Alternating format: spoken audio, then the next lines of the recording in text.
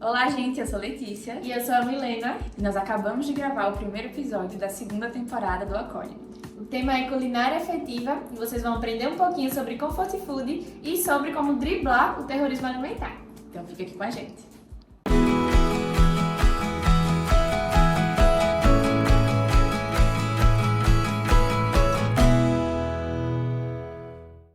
Olá, gente, estamos iniciando a nossa segunda temporada do Acolhe-me e esse primeiro episódio com o tema culinária afetiva. E temos como convidada a Jennifer. Ela é a Jennifer Azevedo, eu vou falar um pouquinho do currículo dela para vocês. Ela é especialista em saúde coletiva pela EMIB, ela também é especialista em nutrição materna e infantil pela FACESA, pós-graduanda em nutrição com ênfase em obesidade pediátrica pela FAVENE e também atua como nutri-escolar há 5 anos. Bem-vinda, Jennifer. Obrigada. É um prazer ter você aqui com a gente. Também estou super feliz de estar aqui com vocês hoje. Exatamente, Jennifer, que veio de longe, né? Lá de Recife. Isso. Mas veio pra cá só pra acolher a gente aqui. Vamos lá, então, pra contextualizar um pouco, fala pra gente o que é culinária afetiva. Então, desde sempre, a alimentação e a forma como a gente come tem muita relação com o nosso dia a dia, né? Se a gente tá feliz, se a gente tá triste. Muitas vezes as pessoas costumam colocar esse sentimento em relação à comida. Então, além disso, além da gente depositar esse sentimento na refeição, o ato de você preparar aquela refeição também pode ser feito de forma afetiva, com carinho, com respeito, com amor. Então a culinária afetiva é isso, é você se relacionar com o alimento, você preparar um alimento, desde o pensamento do que você vai fazer até o próprio ato de comer, sendo que de uma forma carinhosa, cuidadosa, pensando em quem vai comer, fazendo com amor, com carinho e com respeito.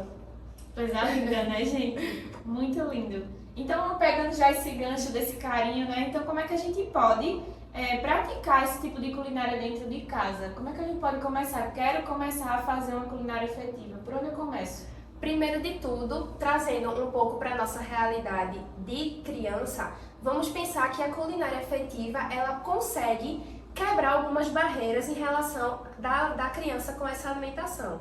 Então, eu posso convidar a minha criança ou convidar o meu adulto para fazer um prato junto comigo em casa. E como é que eu posso utilizar de estratégias para isso? Eu posso trazer utensílios diferentes, então eu posso pegar utensílios de desenhos, eu posso pegar utensílios que sejam mais pequenininhos, que a criança consiga manusear, e aí, no momento que eu estou fazendo aquilo com a criança, eu posso explicar para ela o que é que a gente está fazendo, o porquê que a gente está fazendo, para quem a gente está fazendo, e com isso a gente vai estar fortalecendo ainda mais esse vínculo. Então, chamem as pessoas de casa para cozinhar junto, para ir para a cozinha com vocês e pensar sobre o que vocês podem fazer. Exemplo, um almoço de domingo, que muitas vezes a gente chega, né, recebe uma pessoa e aí a gente quer fazer uma mesa bem bonita. Como é que a gente pode fazer isso? Como é que a gente pode envolver toda a família nesse processo? E aí a gente pode chamar essas pessoas e dizer, olha, vamos pensar junto no que é que a gente vai almoçar no domingo? E aí, a partir disso, a gente pode chamar essas pessoas mais para perto e cozinhar todo mundo junto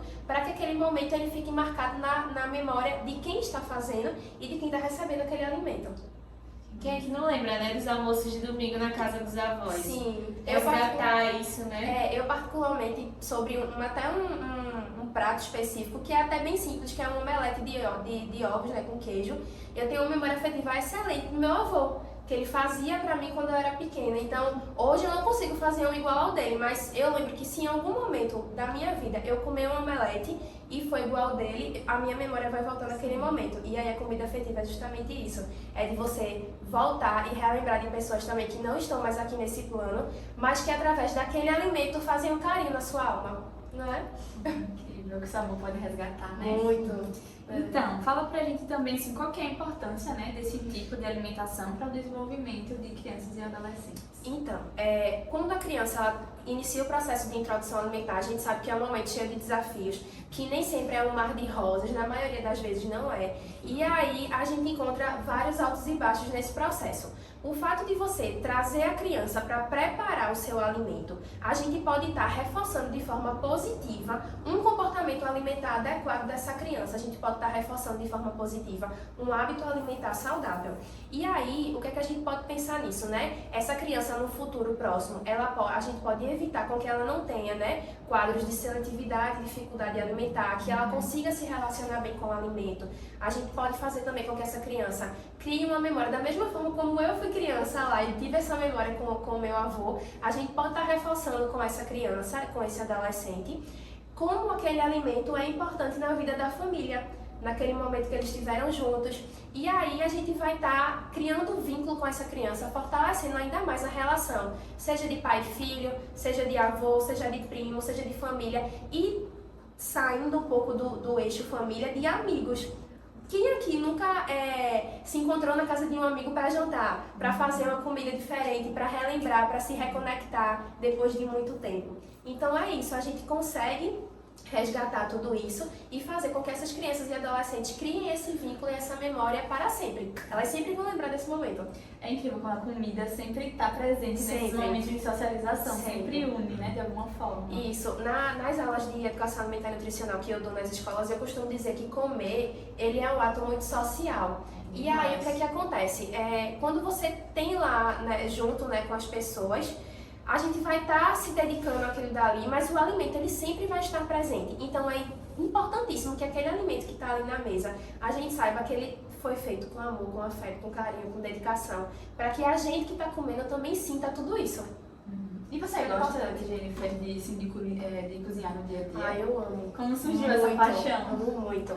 Da culinária afetiva? Então, desde na época da graduação, eu sempre ia pra cozinha, testar coisas, fazer coisas diferentes. E aí, logo após a minha formação, né, na graduação, eu iniciei um processo junto com uma outra amiga nutricionista, que é o Menutritivo. E aí a gente iniciou o Menutritivo através de culinária afetiva, né, mais voltado a lancheira infantil. E aí a gente fazia as comidinhas congeladas, em que enviava para casa das famílias, tudo personalizado para cada criança, se a criança tinha algum tipo de restrição. Então isso está na minha vida desde que eu me formei, e até mesmo antes da graduação. Eu amo, eu acho que através do alimento a gente pode cuidar muito de uma pessoa. Com certeza. Com certeza, ainda mais em escolas, assim, que a gente vê que a alimentação das crianças é tão comprometida, né? Sim. Então, essa ideia da lancheira é muito, muito, muito massa. Exatamente, é um recurso a mais, né, para as famílias que não têm tempo ou que não conseguem organizar naquele momento, a gente vem para ajudar nesse processo. Perfeito. Então, você já falou um pouquinho, né? Mas só frisando isso, então, além de melhorar esse desenvolvimento das crianças e adolescentes, melhora muito também a relação entre pais e filhos, né? Sim. Porque a gente percebe que agora há um distanciamento tão grande, né? Sim. Os filhos comem no quarto, os pais comem na sala, ninguém se fala, ninguém... E agora trazer de volta esse conceito do comfort food, né? Isso. Para reaproximar os Exatamente. pais. É super importante a gente fortalecer esse vínculo, né, que tem entre as crianças e os pais, porque realmente hoje eu acho que a tecnologia ela veio muito para ajudar a gente, sabe? Mas infelizmente eu observo que ela também atrapalha um pouco esse processo do comer junto, do comer social, do comer em família, do sentar à mesa. Ou até mesmo, minha gente, até eu já escutei relatos em escola dizer, ai, tia Nutri, lá na escola, lá em casa, a gente não tem hábito de sentar na mesa. A gente senta assim na sala, às vezes a TV tá ligada ou não, mas a gente senta junto. Aí eu falo, tá, é bom, é um caminho bom por aí, mas por que não a gente tentar retornar e resgatar vir à mesa? Pra gente tentar estar junto, pra gente saber como é que foi o dia da pessoa. Você chega da escola, você conversa com sua mãe, você trabalha em casa, e aí mãe, o que foi que aconteceu? Teve uma coisa diferente hoje na rua? O que foi que você viu? E aí, o ato de comer lá, todo mundo junto, é importante pra isso, sabe? Pra que a gente fortaleça e a gente se aproxime das pessoas que a gente ama. Para que a gente consiga estar perto dessas pessoas, fortalecer os vínculos, né, como eu falo sempre. E o principal de tudo é criar memórias. Eu acho que o Comfort Food, além de trazer aquele quentinho, né, no nosso coração, o objetivo dele realmente é com que a gente crie memórias, com que a gente dê aquela colherada e sinta, meu Deus, isso aqui em algum momento foi importante na minha vida, sabe? E relembrar tudo isso e viver novamente através do alimento. Com certeza. Você falando, eu lembrei, eu tenho muita memória também com a minha avó paterna, que ela já não está mais nesse plano, mas Eu lembro sempre que eu como galinha guisada, eu lembro dela, porque todo domingo era o domingo de comer a galinha Olha aí. guisada dela, era daquele jeitinho, ela fazia com ela na cozinha. Então, assim, como é importante, e hoje em dia a gente não vê isso, né? Não, por isso que é super importante a gente abordar esse tema, para que a gente estimule de fato as famílias a chegarem e a trazer essas crianças para dentro da cozinha, para perto, para que eles conheçam o que é um utensílio que a gente pode simplesmente ajudar a quebrar um ovinho, a mexer um ovinho, ou uma forminha bonitinha, ou um cortadorzinho que a gente pode usar ali para fazer aquele alimento mais atrativo para a criança e ela ter aquele momento guardado e no futuro reproduzir com os seus, né? Quando essa criança virar um adulto. E é incrível os benefícios, né? Que Sim. além desse contato, pode ajudar a criança, às vezes, com uma dificuldade alimentar, com um determinado alimento, pode trazer para ela manipular esse alimento e talvez ela ir Exato. perdendo essa barreira, né? Exato. Um dos recursos que a gente tem, né, na terapia alimentar é justamente a gente trazer esse alimento que a criança tem uma maior dificuldade junto com o alimento conforto. E aí, quando a gente associa esses dois juntos naquele momento, e importantíssimo, né, geralmente com uma pessoa que a criança se sinta segura também da sua família, a gente percebe que essa criança ela vai muito mais relaxada e tranquila na tentativa de interação com esse alimento que ela tem essa dificuldade para se relacionar, seja para comer, seja para tocar, para cheirar, ou até mesmo algumas crianças não suportam olhar nem a cor. E aí a gente observa que quando a gente coloca esse alimento de conforto, as coisas fluem muito melhor nisso. Bom, e também falando um pouco sobre algo que vem no nosso dia a dia, hoje em dia, né? Sim. Que como é possível driblar esse terrorismo nutricional, né? Que está muito presente, a gente vê aí nas mídias e tal, né? Que vem da nossa cultura com esses métodos da culinária afetiva. Então, eu acho que hoje é um dos maiores desafios da nossa profissão é combater esse terrorismo nutricional. É a gente reafirmar diariamente que o alimento ele não é o inimigo. A gente precisa só saber como consumi-lo da melhor forma, sem dizer que um bolo de chocolate delicioso vai deixar a pessoa super mal. Não, gente, não vai deixar a pessoa super mal. O bolo ele vai fazer um quentinho no coração daquela pessoa e está tudo bem. Numa próxima refeição essa pessoa vai ter uma nova oportunidade e aí ela pode fazer uma escolha melhor. Mas isso não vai invalidar aquela escolha do bolinho dela, que ela foi super feliz e super ficou contente com aquele sabor no corpo dela. Então, a gente precisa muito pensar que hoje o terrorismo nutricional está vinculado a muitas coisas, especialmente, mais uma vez, voltando à tecnologia, né? A gente observa que se dissemina muito rápido e a gente precisa meio que trazer mais para perto essas pessoas que podem estar expostas a isso, né? Para que elas compreendam que existem algumas coisas que podem mudar isso aí. Então, a gente precisa pensar que a comida, ela tem um conforto, como eu falei, por exemplo, do bolo de chocolate.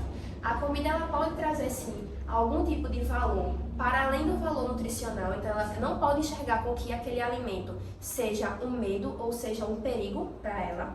Além disso, a gente precisa passar nessa barreira do todo e olhar também para a sua individualidade. Então, a pessoa precisa entender que a nutrição ela é individual. Nem sempre a minha necessidade vai ser igual à da outra. Então, o alimento ele vem também nessa perspectiva, da gente entender essa individualidade.